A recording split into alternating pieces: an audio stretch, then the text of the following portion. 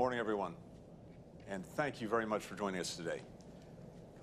Our purpose, as you know, is to strengthen our collective response to the climate crisis. No challenge will have a more significant impact on the world or require a greater level of international cooperation. And no challenge ranks higher on the list of global priorities for this administration. Since we convened this group in April at the Leaders Summit, the international scientific community has issued a stark warning. Last month, the Intergovernmental Panel on Climate Change, in a report that all our governments reviewed and embraced, presented the irrefutable evidence of the crisis now upon us. As context for our discussion today, I just wanted to highlight a few key findings. First, the report included important measures of how we're already altered our climate. There's more carbon dioxide in the atmosphere today than there has been in 2 million years. As a result, the planet is warming rapidly. As we strive to limit global warming to 1.5 degrees Celsius above pre-industrial levels, we now know that we have already seen temperatures rise 1.1 degrees Celsius. Second, the report looked at how this is already affecting life on Earth. Every area of the planet is now impacted by climate change. Many of the extraordinary weather events we've recently experienced would have been, and I quote, virtually impossible without human-induced warming. Finally, we know what's needed now.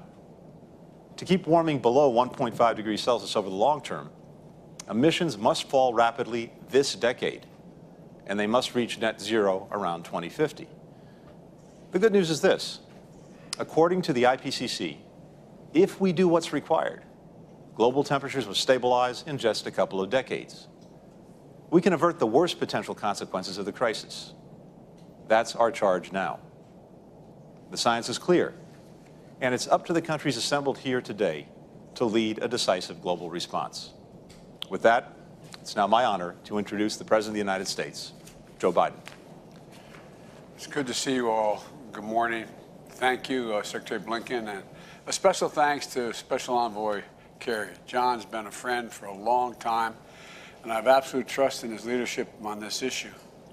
We're honored to host all of you today as a follow-up to the Leaders Summit Climate we hosted back in April. That summit made good on a commitment that I made to the American people, that the United States would return immediately to the world stage and address the climate crisis. I wanted to show that we're at an inflection point and that there's a real consensus that while the climate crisis poses an existential threat, there is a silver lining. The climate crisis also presents real and incredible economic opportunities to create jobs and lift up the standard of living for people around the world. And I want to thank you and your efforts so far I need to tell you the consequences of inaction, but you all actually know it. It's somewhat presumptuous of me to say this, but over the last 2 weeks, I've traveled across the United States to see the damage and destruction from record hurricanes, record floods, and wildfires. China continues climate continues to change across Europe, Africa, and Latin America, and you've endured massive flooding. Fires have raged across Australia and the Amazon and the Russian tundra. In Siberia, I found it almost unbelievable. Temperatures reached 118 degrees inside the Arctic Circle. The finding from the new Intergovernmental Panel on Climate Change represents a code red for humanity. And the time to act is really narrowing, as the Secretary just pointed out, to get too close to a point of no return. We don't have a lot of time.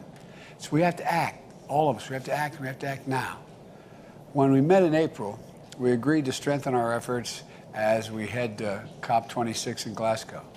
Today, I've called us together again to candidly assess our progress. I'm grateful to those of you who've strengthened your contributions under the Paris Climate Agreement and put forward ambitious targets for 2030. And thanks to your leadership, countries representing more than half of the global GDP are committed to taking steps that will keep us within reach of our joint pursuit of limiting warming to 1.5 degrees Celsius. But we know there's still a lot of work to do. And if anything, our job, in my view, has grown more urgent. The countries representing the major economies forum account for 80% of global emissions. Without adequate commitments from every nation in this room, the goal of limiting and warming to 1.5 degrees slips through our hands, and that is a disaster. And here's what I believe we have to do right now, and what we're advancing here in the United States. We have to bring to Glasgow our highest possible ambitions. Those that have not yet done so, time is running out. For our part in America, I'm working to pass historic investment and to modernize our climate-resilient infrastructure, to build a clean energy future that creates millions of jobs and ushers in new industries of the future. As part of this work, the United States is committed to reduce greenhouse gas emissions between 50 and 52% below 2005 levels by the year 2030. And, we've set a goal that by 2025, our power sector will be free of carbon. And 2030, 50% of the cars sold in the United States, we believe, should be and must be electric vehicles. A further step we're working with the European Union and other partners to launch is a global methane pledge to reduce global methane emissions by at least 30% below 2020 levels by 2030.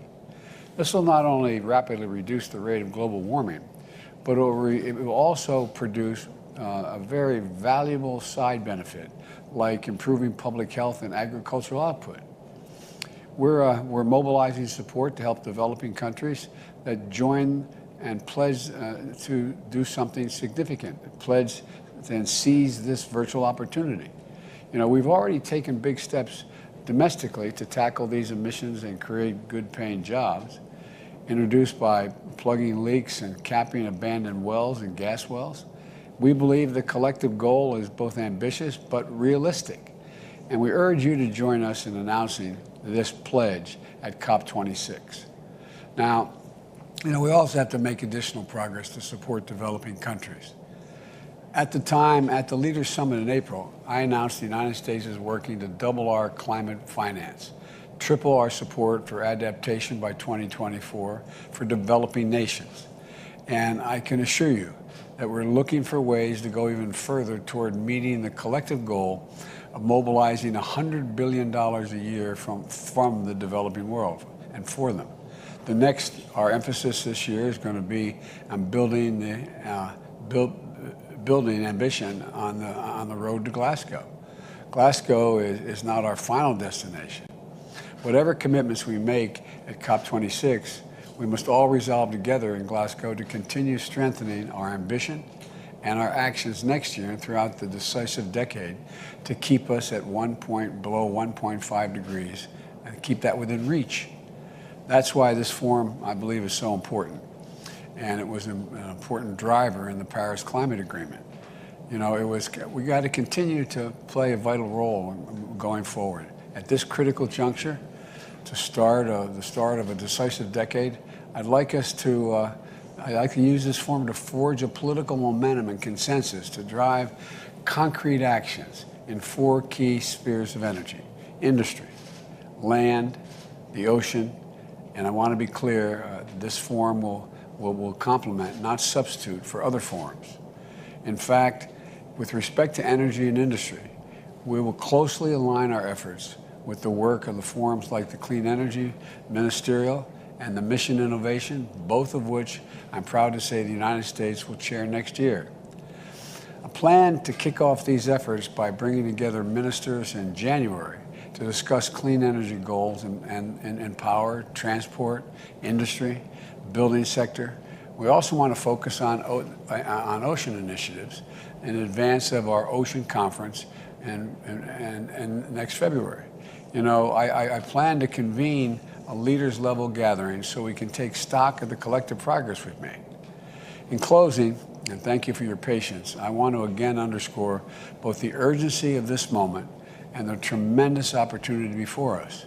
I look forward to continuing this work together, and hearing how you plan to contribute to the climate ambition the world so urgently needs. The time is now. The time is now. And thank you for your indulgence. I'm now going to turn this over to Special Envoy John Kerry. Thank you. Thank you, Mr. President, and thank you for once again bringing leaders together to confront this profound crisis. As you've traveled